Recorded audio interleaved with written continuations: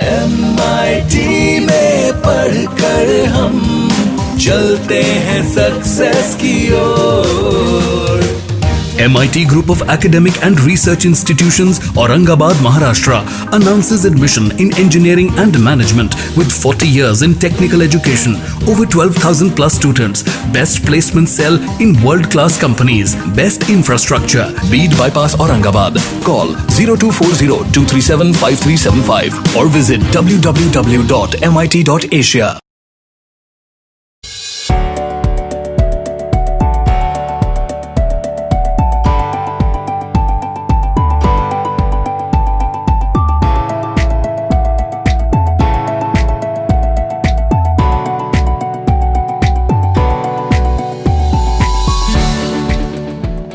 Success comes to those who have the determination and a strong will to win over anything. With this thought in mind, I, Surashri Videkar, would like to welcome you all to today's live webinar on opportunities and challenges for electronic engineers organized by Department of Electronics and Telecommunication Engineering, Maharashtra Institute of Technology, Aurangabad, Maharashtra, India. On this auspicious occasion, on the Dignitaries panel, we have with us Mr. Sanjeev Keskar, Managing Director, India at Aero Electronics, Bangalore, former Chairman of India Electronics and Semiconductor Association. Dr. Santosh Bhosle, Principal of Maharashtra Institute of Technology, Aurangabad. Dr. Anand Bagade, Assistant Professor, MBA, MIT, Aurangabad. Dr. Ganesh Sable, Sir, Head, Electronics and Telecommunication Engineering, MIT, Aurangabad. Mr. Shailesh Biradar, Sir, Assistant Professor, Electronics and Telecommunication Engineering, MIT, Aurangabad, and the webinar coordinator. So now I would like to request Principal Sir to guide us before we start the webinar session. Good morning to one and all. Today's special guest and resource person, Mr. Sanjeev G. Keskar, who is Managing Director, India Aero Electronics Bangalore and former Chairman of India Electronics and Semiconductor Association. I welcome you, sir, to this webinar. And I would also like to welcome all the participants to this webinar on opportunities and challenges for electronics engineers. Let me first talk about my institute. Gramodyogik Shikshan Mandal Aurangabad is a parent trust established in the year 1975, which has established more than 20 institutes in Maharashtra and outside Maharashtra in some other states of the country. And Maharashtra Institute of Technology Aurangabad is one of them, popularly known as MIT Aurangabad. The institute is permanently affiliated to Dr. Babasaheb Ambedkar Marathwada University Aurangabad and approved by AICTE Delhi and DTE Maharashtra. Institute is also accredited with grade A by NAAC, that is National Assessment and Accreditation Council, and it is also recognized as Science and Industrial Research Organization, that is CIRO, by Department of Science and Industrial Research, Ministry of Science and Technology, Government of India. MIT is also empaneled under Unnat Maharashtra Abhiyan and Unnat Bharat Abhiyan by Government of Maharashtra and Government of India respectively. MIT is also empaneled as Energy Service Company approved by Bureau of Energy Efficiency, Ministry of Power, Government of India. MIT has set up 2 Center of Excellences in the fields such as mechatronics, automation, Center for Analytical Research and Studies, and MCIP, that is MIT Center for Industry Relevance in Polymer Science. MIT has got strong alumni base and tie-up with more than 300 companies that provide in-plant training and placements to our students every year. With these efforts, MIT was ranked 87th recently as per the survey conducted by Outlook magazine for India's top 100 engineering institutes. Now, let me talk a few lines about the today's webinar. Opportunities and challenges for electronics engineer is really a very important topic on which the Electronics and Telecommunication Engineering Department of Maharashtra Institute of Technology has organized this webinar. So I would like to congratulate the department for initiating for this webinar. And as far as I know, with the vast experience of Mr. Sanjeev G. Keskar, all the participants will get a lot of insights regarding this opportunities and challenges, and they will be getting benefit of it for working in this field in their own interest. and in the interest of the country. I wish all the best to all the participants, all the organizers, and every one of you. Thank you. Thank you very much. Thank you, sir. Now, I feel immense pleasure to introduce to you all our today's resource person, Mr. Sanjeev Keskar, sir, who will guide us on opportunities and challenges for electronics engineers. Mr. Sanjeev Keskar is working as Managing Director India at Arrow Electronics, a leading electronic component global distribution company since June 2015. Earlier, Sir was Managing Director Sales at PMC Sierra for 5 years and was also elected as Chairman of India Electronics and Semiconductor Association for year 2013-14. Mr. Sanjeev Keskar received a master's degree in management science and completed his BTech from Pune University. Prior to PMC Sierra, Sir was country manager sales at Freescale Semiconductor from 2005 to 2009, where he led design, win, and revenue growth for the Indian sales operations. Also, Mr. Keskar was country manager India for AMD Far East Limited from 2001 to 2005. There, he started the company's India operation as the first country manager and established AMD India in 4 years with all major OEM and channel engagements. Talking further about his achievements, Mr. Keskar has also worked at National Semiconductor as country manager, Max India Limited, Avneet India as regional manager, and Continental Device India Limited. He has more than 32 years of experience and has spent exceptional 27 years in semiconductor industry. Now, for the participants for asking questions or queries to resource person, a Google form link shall be provided during live session on the Telegram group and as well as the participant registered mail. Also, you can raise your queries through your chat box. So now, without wasting any further time, I would like to request Mr. Sanjeev Keskar, sir, to take charge and guide us. Thank you very much, Sureshri, for that nice introduction. First of all, I would like to convey thank you to Dr. Bhosle sir, Dr. Sable sir, and Dr. Bagade sir for giving me this opportunity to be here with you today. And I'm going to really present you what are the emerging opportunities into electronics and semiconductor space for the electronics engineers who will be passing out in near future. As Sureshri mentioned, I have spent close to 30 years now in electronics and semiconductor industry, and I have dealt with practically all vertical segments like consumer electronics, industrial electronics, IT communication, and medical electronics, automotive electronics. And today I'm really going to present you what are the opportunities and what the new young engineers should look forward to from this sector. And let me now present you my presentation first. So again, good morning, everyone. And let me first just talk about the evolution of our industry. All of you know, more than 100 years back, we started with Industry 1.0, where it was steam engines and power weaving looms and all mechanical industry. And then Industry 2.0 really brought us mass production and assembly lines and electricity-based industry. Industry 3.0 was predominantly about automation, computer-based control, and electronic control systems. And now we are talking about Industry 4.0, where we are talking about robotics, we are talking about artificial intelligence, Internet of Things, and most of the automation and remotely controlled industry. So we have really evolved a long way in last 100 years to now Industry 4.0. And this evolution has brought immense opportunity for electronics. Means electronics really started coming into industry maybe in early 60s or late 50s. And then today there is nothing that is not having an electronic control or anything into electronics into that application or that gadget.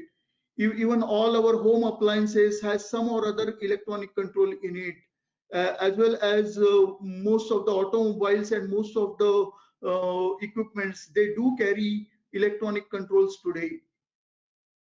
So let me first talk about electronics industry in India.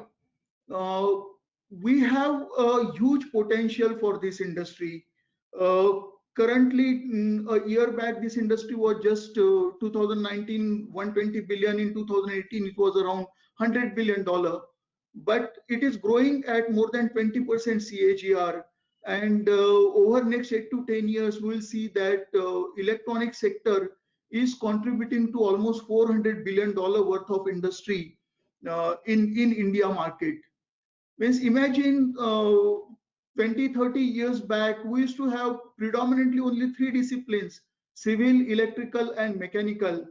And in last 25, 30 years, electronics has really become as one of, again, a major branch of engineering. And today we are witnessing one of the highest growth in this industry. If you look at today, most of the electronic products we are importing in India, and whatever domestic manufacturing we are doing, predominantly that manufacturing is all low value add manufacturing. Means we get components from abroad and we just do the assembly work in India. And today our outflow for electronic import is more than $60 billion. If we continue to import at this 50% rate, then in another 8 to 10 years, when industry will reach $400 billion mark, our electronic import bill will be more than even oil and gas import, which is a serious challenge. And the government understood that they have to do something special for this sector. And recently they have announced quite a good programs like production link incentive, as well as electronic component manufacturing program, and EMC2, which is electronic manufacturing cluster program. So a lot of emphasis has been given by government now for Make in India, for manufacturing in India, for electronic product. If you look at countries like China, Taiwan, Korea, then electronic really contributes almost 10% or more of their GDP.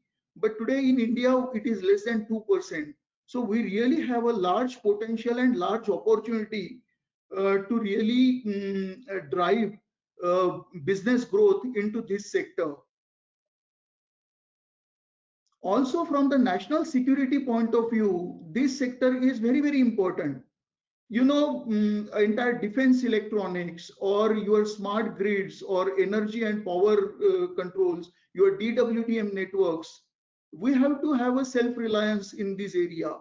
If your telecom networks, if your power networks are controlled by some outside equipment supplied by outside country, then it is a serious threat, because next wars are not going to be on war field. If your electric grid is controlled by some other nation, then you are at a serious risk. So there is a security requirement that we should be self-reliant, self-sufficient in all electronic systems which are critical to national security. Also, this sector has opportunity and potential to create 3 million jobs over next 5 years, and we need those jobs. Means always when I used to interact with electronics engineers from engineering colleges, their complaint used to be that there are hardly any job in electronic sector, and they were forced to go to IT and software industry. In fact, their liking was electronics and embedded electronics and design, but there were not much opportunities in this area, so they were forced to go for software development into IT industry. But now with focus into manufacturing, most of the global companies coming to India for their design activity, I think this sector is going to create very large opportunities for jobs for youngsters moving forward. So let's talk about what are the opportunities this sector is bringing. You know, everything is becoming smart, everything is becoming connected.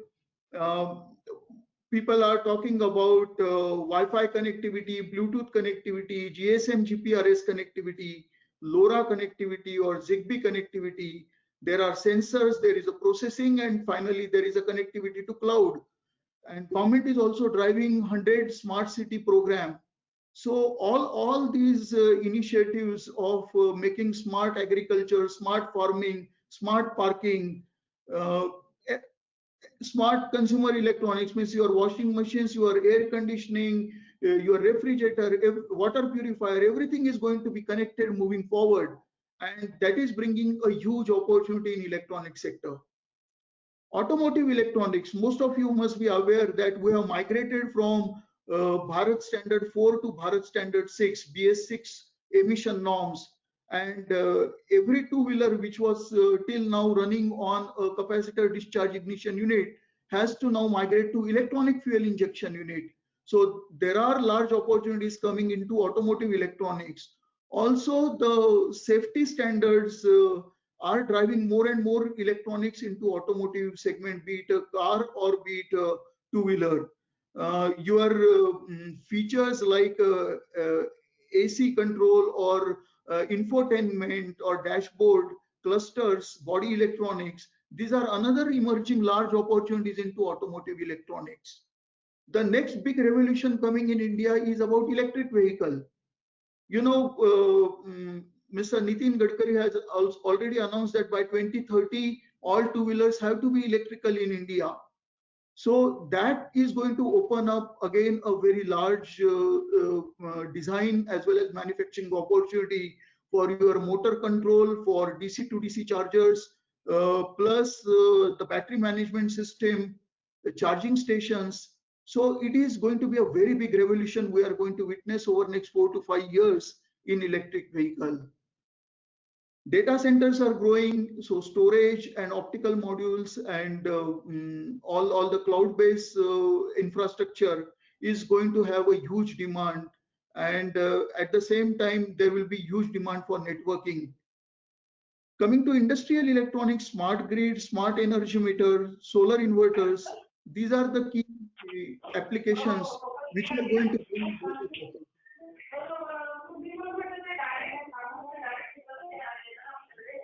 Am I audible?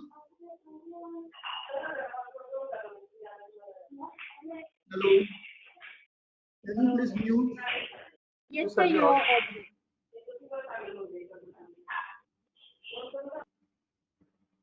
Sorry, someone. Okay. Am I audible? Yes, sir, you are audible. Yes. Hello. Okay. Yes, Thank sir. you. Hello. Thank you're you. audible. Yeah. So thank you. So in industrial electronics, you know, in recent budget, government has announced that all the diesel pump or electric pump which are used for farming need to be changed to solar pumps in near future.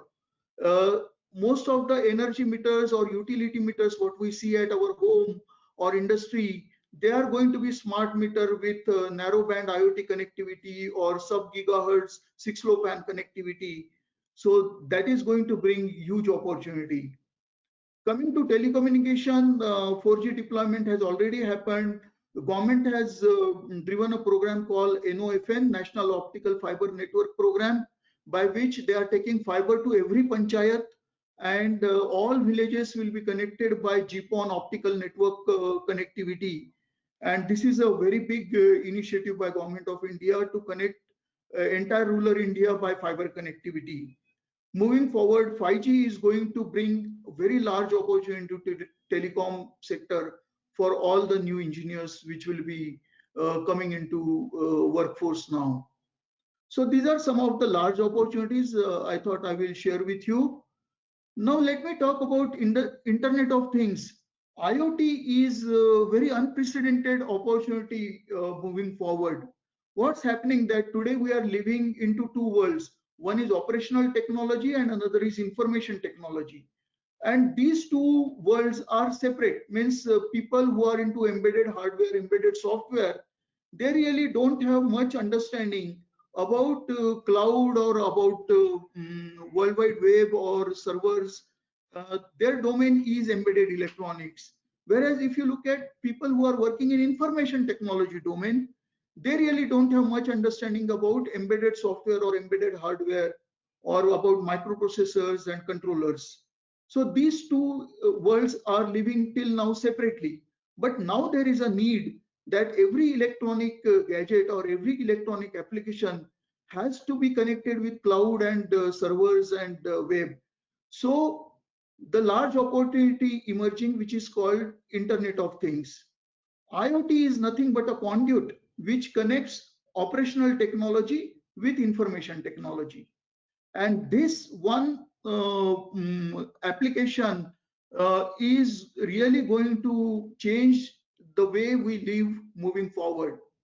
As I told you, everything is becoming smart, everything is becoming connected, and IoT applications are going to play a very large role into this area. Means, just to give you two examples, Government of India has announced a program called AIS 140.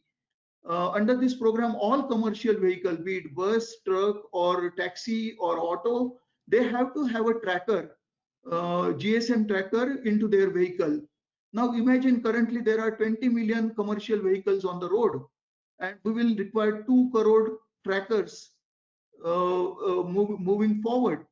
So it's again a huge requirement. Smart energy meter, I already talked, government has come up with a tender of 5 million units of 3G connected smart meter, and they have come up with another new tender now for another 5 million unit of narrowband IoT connected energy meter. So these are some of the applications which have emerged. But moving forward, industrial IoT, consumer electronics IoT, automotive connected vehicles, OBD2 for onboard diagnostic of vehicle, all these applications will be IoT based, and it will bring huge opportunity for the young engineers who are passing electronics engineering. So just to summarize some of the IoT application, it plays across all industries, be it home and consumer electronics, right from your bulb control, fan control, or your security cameras, CCTV cameras, okay, till your refrigerator, air conditioning and washing machine. In transport and mobility, it is all connected car, OBD2, or tracking, as well as traffic management, traffic routing. All these applications will have electronic and IoT. Coming to health and body, IoT is going to play a huge role. You know, always there is a challenge that number of doctors are limited, and there has to be a remote patient monitoring. So the people of old age, they should be connected with some sensors. So when there are some critical parameters which are exceeding beyond the permissible limit, then the signal can go to their doctor automatically, and then doctors can attend those patients so that their bandwidth can be better utilized. So there are many emerging applications in health and medical electronics for IoT. Building infrastructure, again, the air conditioning and HVAC, security, lighting control, all these are very large opportunities. And then smart city, city surveillance, even the wastage and garbage control, traffic control, all these opportunities will require IoT application plus embedded electronic gadget. So let me talk about challenges. A typical challenge, as I mentioned, that previously most of the electronic engineer were not having much opportunities in electronics industry, and they were then going to IT industry or software development industry. And also, if someone was planning to start their own industry or own product development, then the finance availability, incubation facility to do their proof of concept or testing of their prototype, getting technical support, getting sample support or development tool support. So those were the challenges most of the entrepreneurs or startup used to face, and that was affecting actually the opportunities for electronics engineers. But now how the situation is changing, I want to really talk about those changes which are coming. Two things have happened. Firstly, like India has emerged as a IT capital of the world, India has also emerged as a semiconductor and electronic design capital of the world. Today, out of top 25 semiconductor companies, each and every company has a large captive design center in India for their VLSI chip design development or embedded software development for their products. Similarly, today we have most of the global giants in electronic industry. They have their large R&D captive centers in India. Look at automotive giants like Bosch, Delphi, Continental, Visteon, or telecom networking giants like Cisco, Juniper, Alcatel, Lucent, Nokia, or even the industrial electronic giants like GE, ABB, Honeywell. All of them have very large R&D centers, and the electronics engineers which are passing out, they have very good opportunity to work with these multinational companies who have set up their R&D centers in India. Another thing is with this Make in India initiative by Government of India, they are investing 50,000 crore rupees in electronic manufacturing sector. One program is called Production Link Incentive. Second program is called Electronic Component Manufacturing Support. And the third program is EMC2. Under EMC2, that is Electronic Manufacturing Cluster Program, government is going to create clusters of common facility center. So let's say there are 15 or 20 industries in a particular area, then individually they don't have to invest into SMT line, individually they don't have to invest into EMI, EMC lab or any other test equipment. There can be a common facility center which can be availed by the entire industry cluster in that area. Similarly, electronic component manufacturing is going to be a big focus. Today, we hardly have any component manufacturing in India, and that really pushes for importing all the semiconductors, all the passive components, as well as display, LED. All the components are today imported in India, and we have to really focus on component manufacturing.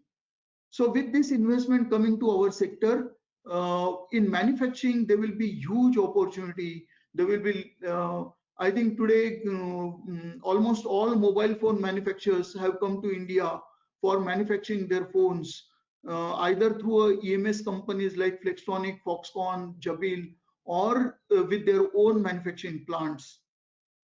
And then another interesting phenomena happened because of the COVID situation. Most of the global companies realize that they cannot depend 100% on China. They should have alternative to China. And India is definitely emerging as one powerful option for the global companies, because we have good manpower, we have English speaking class, we have good quality engineers, and with government support for manufacturing sector, most of the global industry is now looking for India as their manufacturing hub. The biggest advantage for India is our domestic market. Today we have 1.3 billion population, and that is a huge market for all global companies which they want to target. And that is another important reason that they want to come to India for manufacturing. So design is one large opportunity. Manufacturing is another large opportunity for the new engineers which are going to pass out. And the third large opportunity I'm foreseeing is in terms of sales, marketing, service support, installation, commissioning. You know, so many electronic gadgets, you have so many laptops getting sold, so many mobile phones getting sold, or so many electronic inverters and power supplies, your washing machines and refrigerator. Repairs and maintenance of all these electronic gadgets is going to be a huge segment. You will require qualified electronic technicians and engineers to support all these infrastructure. And not only the end equipment, but look at the base stations which will get installed for 4G and 5G. Look at all other infrastructure which will get installed as a gateways for your LoRa network or Zigbee network or any other IoT network. So there will be tremendous opportunity for sales engineers, marketing engineers, as well as technical support engineers. I am a sales engineer for last 30 years in electronics and semiconductor industry. And I am seeing in our area also, there are very good opportunities for bright young engineers to pursue their career in business development and sales and marketing. So guys, there will be opportunity into design. Either you can design your own product as an entrepreneur, or you can work in an established industry as a design engineer. Manufacturing industry will have huge requirement of talent, as well as sales, marketing, and service industry will also have very large requirement of young engineers in electronic field. I want to present one important challenge what India is facing today. You know, I told you that 50% products are getting manufactured in India. But you know, balance 50% which get produced in India is all low value add manufacturing. Means today, if we are producing a $100 phone in India, India is getting only $10 or $15 of that $100 phone, because we are just doing the EMS assembly work in India. So we get a complete kit from abroad, and we just do the SMT assembly in India. And that SMT assembly EMS activity gives you hardly 10% or 12% of value recognition. As I told you, we don't have component ecosystem in India, so we are depending on components import. Components contribute almost 40% value of any electronic product. So we cannot capture that 40% value because we don't have domestic component manufacturing. IP and technology contributes almost 40% value of any product. But today, whatever talent we have in India, that talent is either working in a R&D of a global company or in a services company. Means all our design services companies like Infosys, HCL, Wipro, Tata's, they are doing global project, but none of the IPs are registered in India, or none of the patents are filed out of India. So what's happening? That we are doing good work, we have talent available, but talent is working either for a global company or as a services company. So that value of 40% of IP is getting registered with that global customer, not in India. So we miss out on that 40% value. We don't have component ecosystem, so we miss out another 40% value. So what left for us is only the local manufacturing, which gives you 10 to 15% value. So this has to be changed. This must be changed, because unless we recognize 40-50% value in India for any electronic product which are going to manufacture, we really cannot take benefit of this high growth opportunity. So to really have a high value added manufacturing ecosystem, we must design product in India. We should have some components to be manufactured in India, and then you do system assembly in India. So we realize that this is a challenge, and Arrow, my company, we decided to play a role along with Ministry of Electronics and IT to really address this challenge.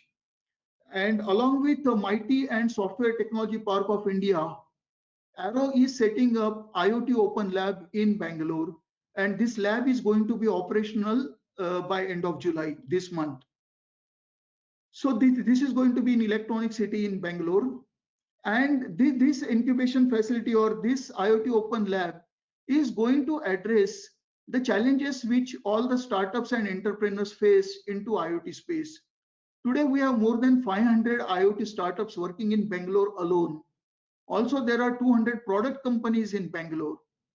A typical challenge this startup face is that they really don't have the visibility on the right platform or right architecture which can make them successful.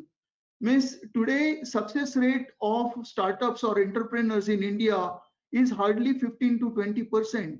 More than 80% startup fail in India. And we try to analyze what are those key reasons why they fail. Because they really don't know techno-commercially what is the best platform for their application. They just end up doing some development work for a year or two, and then they realize that whatever product they have developed, either it is not meeting the technical expectation of end market, or it is not meeting the commercial price point of the end market, and then they fail. The second challenge these startups and entrepreneurs go through is about the technical support during development. If they face any software issue or if they face any hardware issue, there is no one to mentor them or handhold them. And the third challenge this startup face typically is about the test equipment. Means today, if you are going to develop some product based on 5G, then the 5G oscilloscopes or the simulators and emulators and RF test equipment, they're very expensive. No startup can afford to buy those equipment. So we are addressing all these challenges in our IoT Open Labs. My application engineering team is going to work out of this IoT Open Lab, and they are going to act as a technical mentor to the startups and entrepreneurs.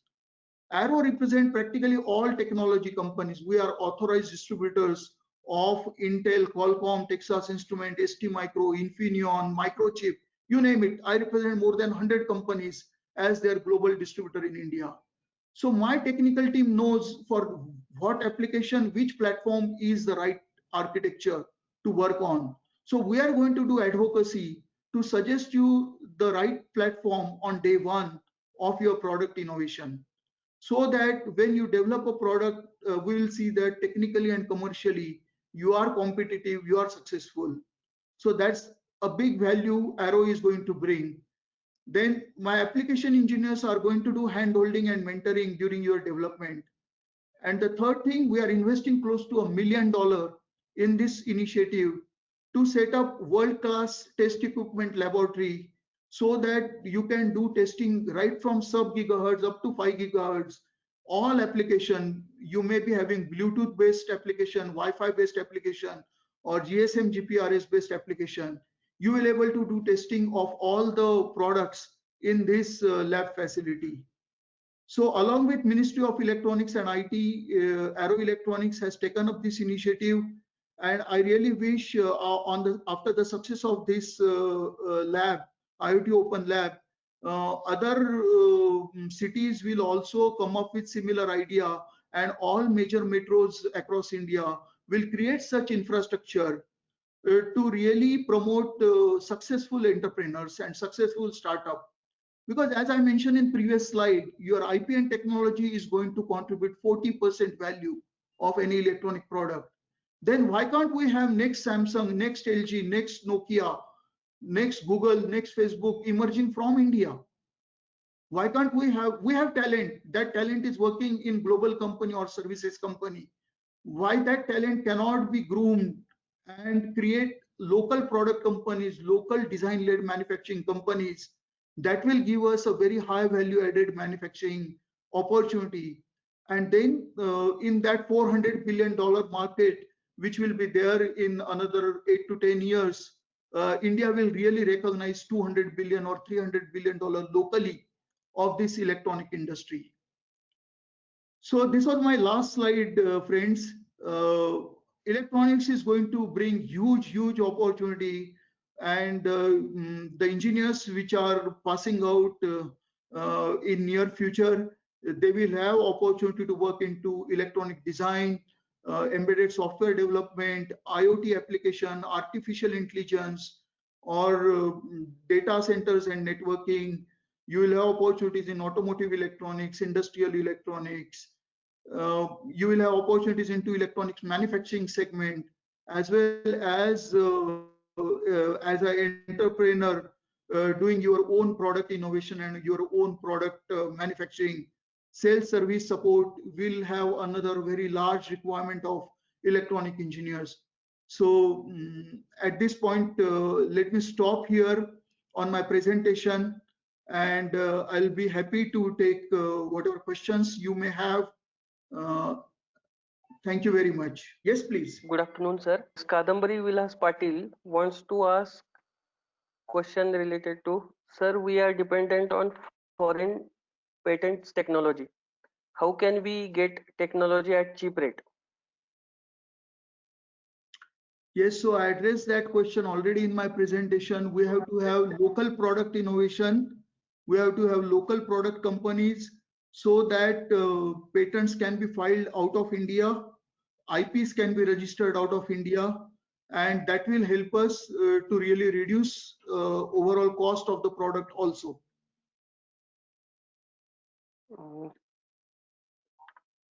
The next question is, how do we focus on electronic component manufacturing?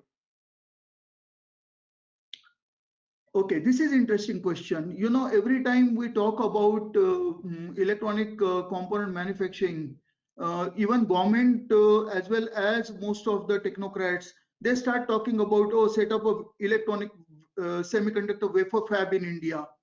And then the discussion stops when it asks for $5 billion investment for wafer fab.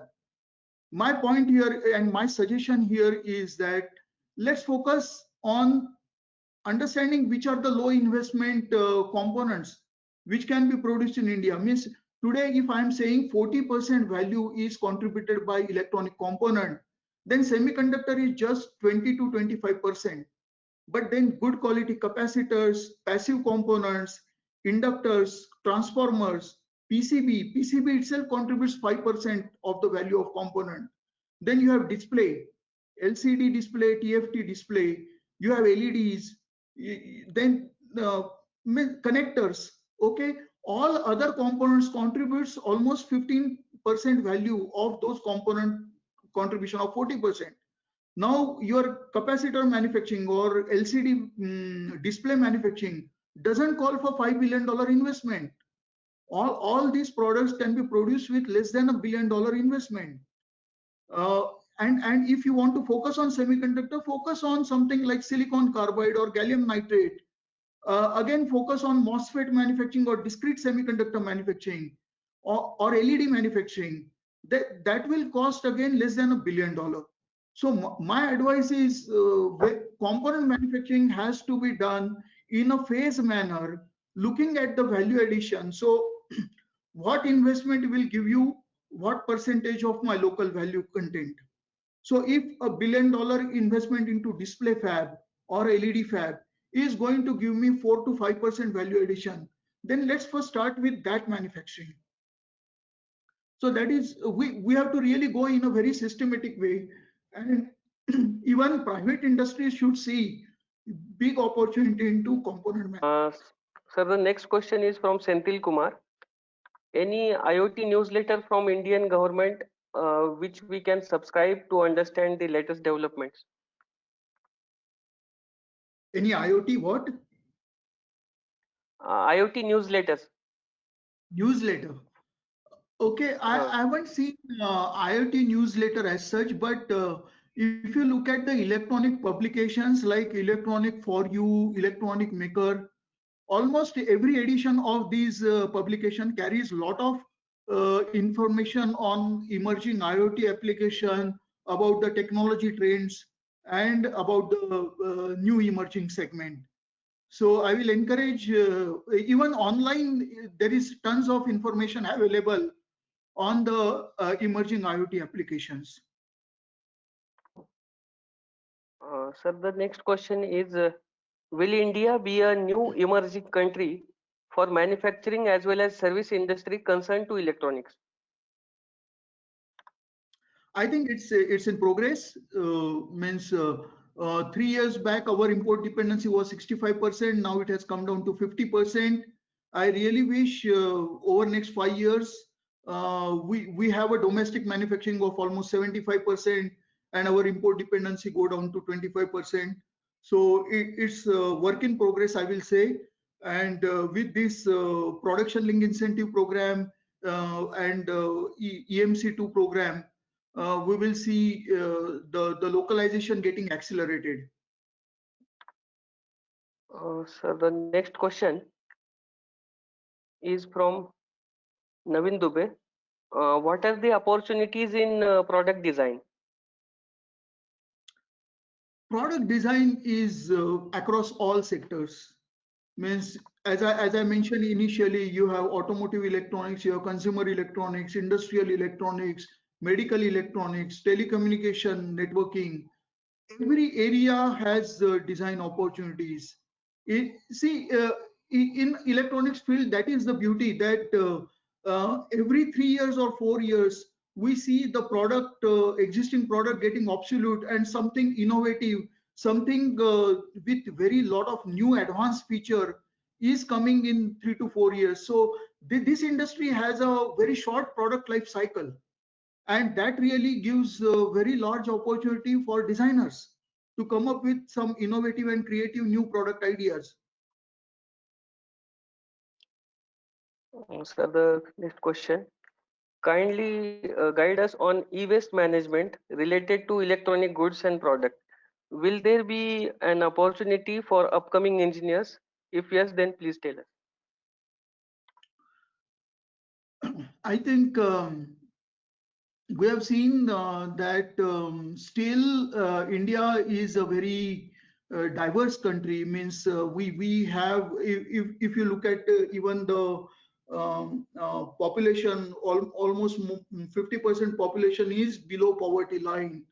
So when you have old laptops or old desktops or old mobile phones or old consumer electronic products, I personally suggest and request that we can do some upgradation or repair and maintenance of those products and pass it on to some needy students or needy people who will be benefited with those technology products. It may be a generation old product, but if we can really use those monitors and those old laptop, old PCs or old mobile phone and refurbish it or just upgrade it with hard disk and some new memory and then pass it on to some needy people. I think that is the best way of managing e-waste. So next question is from Mayureshwar. For new startups in the semiconductor industry, what they need to know more about it? Please share your experience. Okay. So, you know, in semiconductor industry, there are two opportunities for new startups. One, they can become a services company because big companies like Qualcomm, Intel, all other Texas Instrument, they outsource a lot of work to these startups and medium companies because they can't recruit all the engineers what they need. So there is an opportunity to come up as a service industry for large semiconductor companies. Okay, so that's one opportunity. Another opportunity is if you are really technically very strong into VLSI design, then you can become a fabless semiconductor company of your own. As I told, new applications are emerging every 3 to 4 years, and you can catch up with next development phase to come up with some IP, some VLSI design, and then either a large company will acquire you, or you can work with wafer fabs to manufacture that chip and come up with your own silicon or ASIC or ASSP for some specific application which is going to emerge. So you can start a service company to support large company, or you can create your own product company in VLSI design. So the next question is, what technological skills have to build by the budding engineers? The beginning from where to start? This is very good question. I will rate this question as one of the best question, and my advice here is based on my personal experience. You know, when I started my career in 1985, I worked in a small scale industry in Pune for 6 years. And the biggest advantage I got working in a very small company is I really got very early responsibilities, and I got exposure to all sectors of industry. Means I worked in engineering, I worked in R&D, I worked in production, I worked in quality, I worked in testing, I worked in sales and support department. So in 5 to 6 years, I really got an exposure for all the aspect of any electronic manufacturing industry as well as product, and that has really created a base. So when I moved into multinational environment, it helped me because my overall understanding of electronic system and manufacturing was really very strong because of that 6 years working in a small company.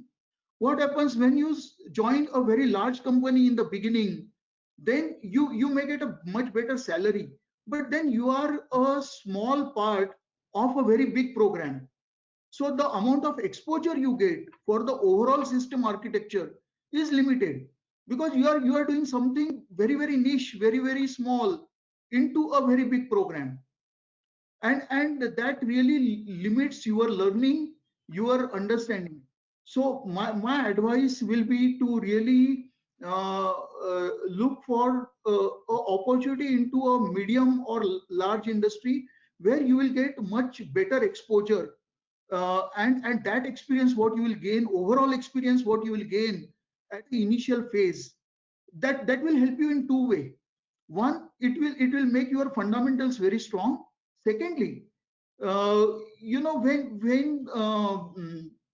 you are working in such a small company, okay, you get responsibility at a much early stage. You will get promotion at a very early stage, so you start really doing much bigger things at a younger age.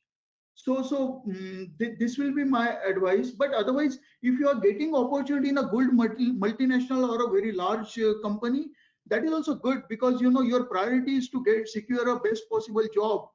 So I think I was lucky that I went into a small company in the initial phase, which really helped me. But opportunities are going to be in multinationals, in services company, as well as into product companies in India. So you can explore. But one thing I want to tell you, that every individual has certain strength.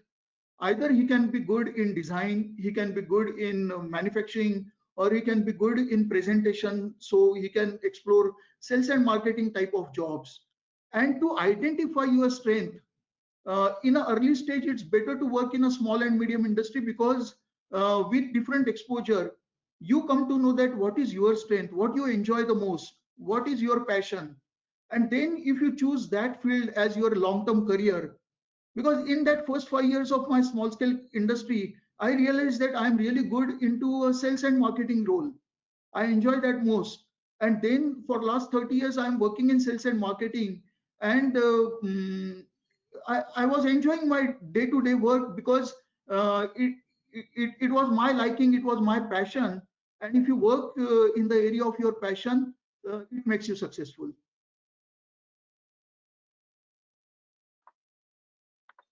So this is the last question. Sir, as you mentioned about IoT lab for startup, what is the procedure to take benefit of this lab? Okay, let me, on the last slide, there was a website link which was there. Now I don't know how I can share. Can I share my slide again? Yes, sir, it is. Okay. So there is a website link given here to register to STPI IoT Open Lab. I also given my email ID and mobile number. So anyone is interested in more information, please drop me a mail or go to this website and register yourself to get engaged with IoT Open Lab. That's all from the all questions and answers. Over to you, Thank you. Sureshri. Sanjeev sir. Thank you, sir. Thank you, sir. Sanjeev sir, one request from our side, as you talk about the IoT Open Lab IT at Bangalore. Sir, we are offering undergraduate courses of a 4 year. In that 4 years, 3.5 year is teaching learning process, and 6 months is of in-plant training. Student has worked to industry for 6 months. So for this in this IoT Open Lab IT Bangalore, is there is any opportunity for our students? Okay, so sir, it's like this. IoT Open Lab is actually developed for entrepreneurs, startups. So if any of your students are really planning to go start their some own startup venture, then those students will be welcome in IoT Open Lab.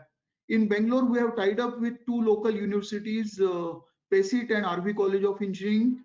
They are autonomous engineering colleges. And in both the colleges, any student who is passing out final year of engineering and he is pursuing, rather than taking up a job, he wants to pursue a dream of starting his own product innovation company, then we are supporting those students. But definitely for the project work, we are not going to encourage in IoT Open Lab. It is for startups and entrepreneurs. Okay. Surashri. Honorable dignitaries and our most valued participants, it is my privilege to propose vote of thanks for today's live webinar. I, Surashri Videkar, on behalf of Maharashtra Institute of Technology, Electronics and Telecommunication Department, mention our deep sense of appreciation to Mr. Sanjeev Keskar sir for his enlightening guidance and exquisite session on opportunities and challenges for our budding electronics engineers.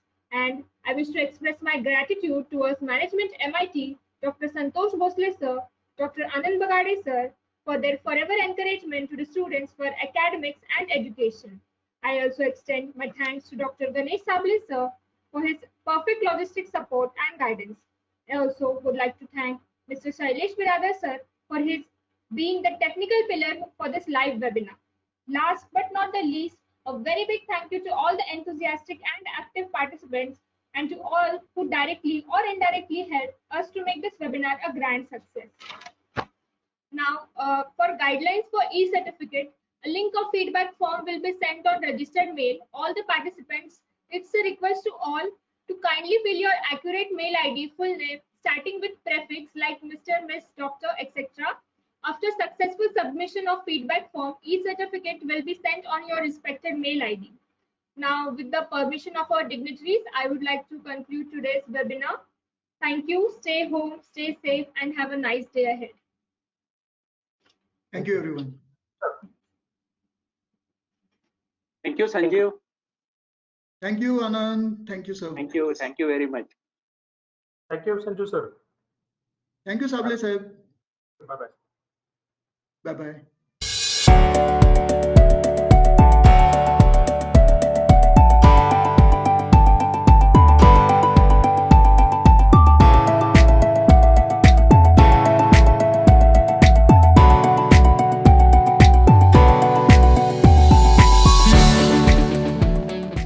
MIT में पढ़कर हम चलते हैं success की ओर। MIT Group of Academic and Research Institutions, Aurangabad, Maharashtra, announces admission in engineering and management with 40 years in technical education, over 12,000 plus students, best placement cell in world-class companies, best infrastructure. Bead Bypass, Aurangabad. Call 0240-237-5375 or visit www.mit.asia.